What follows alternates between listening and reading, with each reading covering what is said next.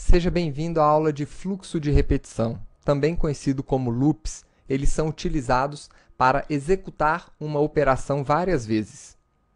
Você poderia utilizar uma estrutura dessa para construir um aplicativo que escrevesse centenas de vezes a mesma frase no seu sistema operacional.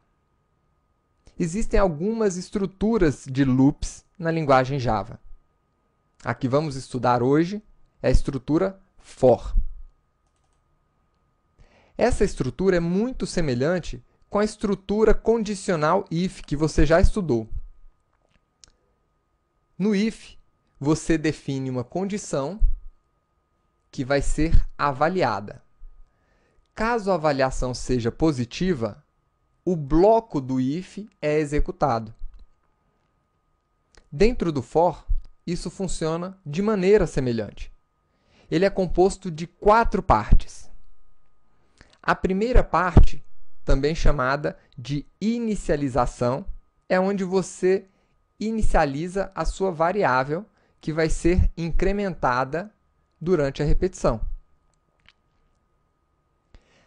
A segunda parte é o que a gente chama de teste, que é representado aqui pelo i menor que 3. Enquanto esse teste for verdadeiro, então o bloco de ação é executado.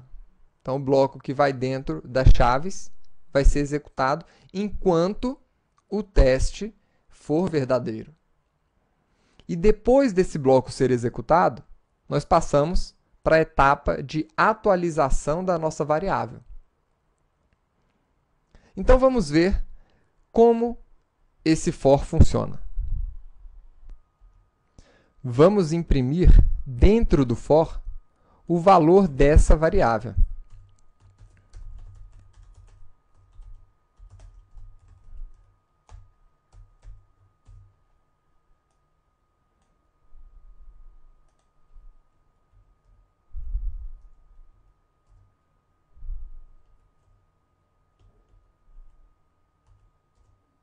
Está aí, imprimiu 0, 1 e 2. Por quê? A variável começou em 0, foi avaliada como verdadeira e foi impressa. Depois dessa linha, a atualização aconteceu e a variável passou a valer 1. Foi avaliada novamente como verdadeira, foi atualizada novamente, foi avaliada como verdadeira quando valia 2, e ao valer 3, o código já não foi mais executado, porque a avaliação retornou falso. Vamos agora incrementar um pouco mais esse exemplo do for. Vou criar aqui fora do for uma variável string. E dentro do for, eu vou incrementar essa variável. Eu vou concatenar a ela o valor antigo dela mais o valor da minha variável i. Nós sabemos que essa expressão pode ser reduzida para mais igual i. Isso aqui vai retornar para a gente todos os números juntos ali. Agora, tome cuidado com essa variável i. Ela só pode ser utilizada dentro do bloco do for. O contexto dela está limitado ao bloco do for, porque ela foi inicializada aqui dentro.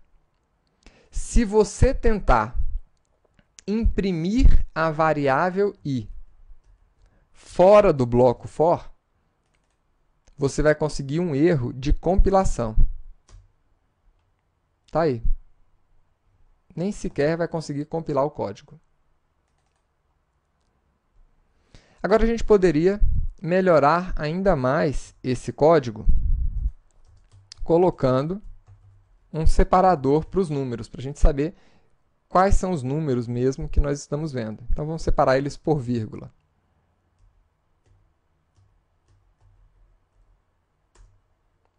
Então, tá aí os números separados por vírgula. E nós também podemos, dentro desse fluxo de repetição, decrementar a nossa variável. Então, aqui nós estamos incrementando 0, 1, 2, 3. Mas nós poderíamos, por exemplo, procurar todos os números, incrementar os números, de 10 a 0. Então, o nosso i começa com 10. Enquanto ele for maior do que 0, a gente imprime.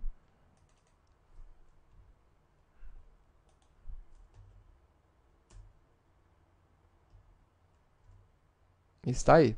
10, 9, 8, 7, 6, 5, 4, 3, 2, 1. Uma outra coisa que a gente poderia ainda fazer. Utilizando o conhecimento que você já tem do operador módulo, a gente poderia verificar todos os números pares entre 0 e 20. Para isso, vamos utilizar a nossa estrutura, o nosso fluxo condicional if, para verificar se o resto da divisão de i por 2 é igual a 0. Se for, então isso aqui se trata de um número par. Vamos ver aqui os números pares de 0 a 20. Tá aí.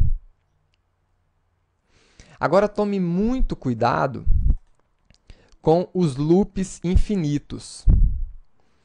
Essa sua avaliação, em algum momento, deverá retornar falso. Se por um acaso a sua avaliação sempre retornar true, então esse fluxo, esse código será executado infinitamente, até travar a sua máquina. Então tome muito cuidado com esses loops. E agora, um último exemplo. Vamos construir um quadrado com asteriscos. Vamos começar aqui imprimindo uma linha de asteriscos. Então, vamos colocar aqui um limite. Então, eu quero imprimir 5 asteriscos. Então, vou colocar um tamanho aqui. Então, enquanto i for menor do que tamanho, eu vou imprimir os nossos asteriscos.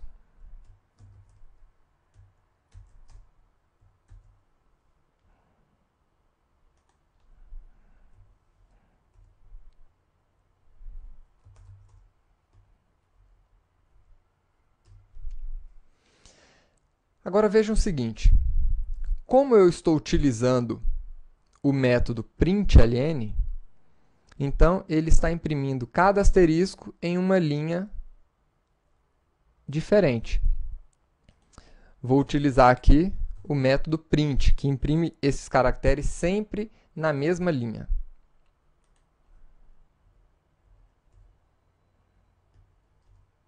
E aqui está. Com esse código, nós conseguimos imprimir uma linha de asteriscos. Agora, como é que nós podemos fazer um quadrado? Um quadrado ele vai ser composto aqui de 5 linhas de asterisco. Nós temos uma linha. Como é que nós podemos agora repetir essa operação várias vezes? Novamente usando essa mesma estrutura de repetição. Se essa estrutura, se esse fluxo me retorna uma linha de asteriscos, então eu vou colocar ele dentro de um outro fluxo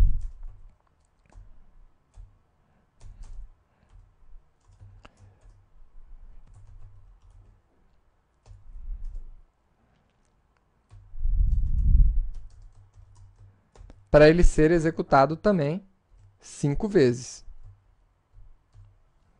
E no final dessa execução, eu vou fazer uma quebra de linha, ou seja, no final de cada linha, no final de cada linha de asteriscos, eu vou dar uma quebra de linha.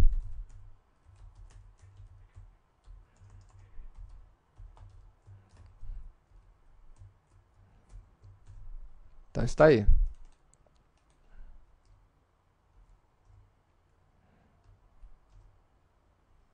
Pronto, conseguimos o nosso quadrado de asterisco. E agora, nós podemos aumentar esse quadrado quantas vezes a gente quiser.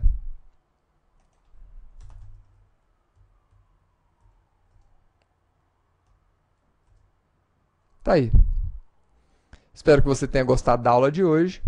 Tome cuidado com os loops infinitos. Saiba que você pode colocar um loop dentro do outro. E vejo você na próxima aula. Até lá!